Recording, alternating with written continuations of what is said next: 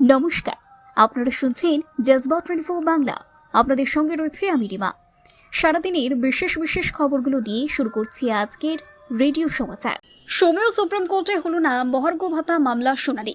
সোমবার সুপ্রিম কোর্টে high voltage DA মামলার শুনানিতে রাজ্যের হয়ে আইনজীবী অভিষেক মনু সিংভি এবং কপিল সিব্বলের সওয়াল করার কথা ছিল। কপিল সিব্বল এদিন জানিয়েছেন, এই মামলায় সওয়াল করতে আরও 2 দিন সময় চায়। অপ্রতিরোধ জিএসটি এপ্রিলের ঐতিহাসিক সংগ্রহের পর আগস্টেও ইতিবাচক প্রবণতা।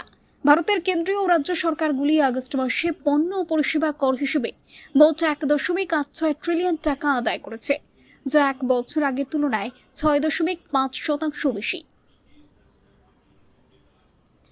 আফগানিস্তানের ঘুমের মধ্যেই থরথর করে কেঁপে উঠল এলাকার সব ঘরবাড়ি। নিদ্রাচ্ছন্ন অবস্থায় কিছু বুঝে ওঠার আগে সব শেষ হয়ে গেল। একে একে হুড়মুড়িয়ে ভেঙে পড়ল সমস্ত ঘরবাড়ি। নিমেষেই শ্মশানে পরিণত হল বিস্তর অঞ্চল। ভয়াবহ ভূমিকম্পে বিপর্যস্ত গোটা আফগানিস্তান। সেই ভূকম্পের আজ কিছুটা দিল্লি ও পাকিস্তানেও অনুভূত হয়। নজর রাখবো খেলার খবরে। 2026 সালের আইপিএলের আগে রাজস্থান রয়্যালস ছেড়েছেন রাহুল দ্রাবিড়। 2025 সালের আইপিএলের মরশুমের আগে দ্রাবিড়কে রয়্যালসের হেড কোচ হিসেবে নিয়োগ করা হয়েছিল। গত শনিবার এই প্রসঙ্গে ঘোষণা করে ফ্র্যাঞ্চাইজিটি। তবে দক্ষিণ আফ্রিকার প্রাক্তন তারকা ক্রিকেটার এবি ডি ভিলিয়ার্স অনুমান করেছেন যে রাজস্থান ফ্র্যাঞ্চাইজির বড় পদের প্রস্তাব প্রত্যাখ্যান করার কারণে হেড কোচ রাহুল দ্রাবিড়কে বরখাস্ত করা হয়েছে।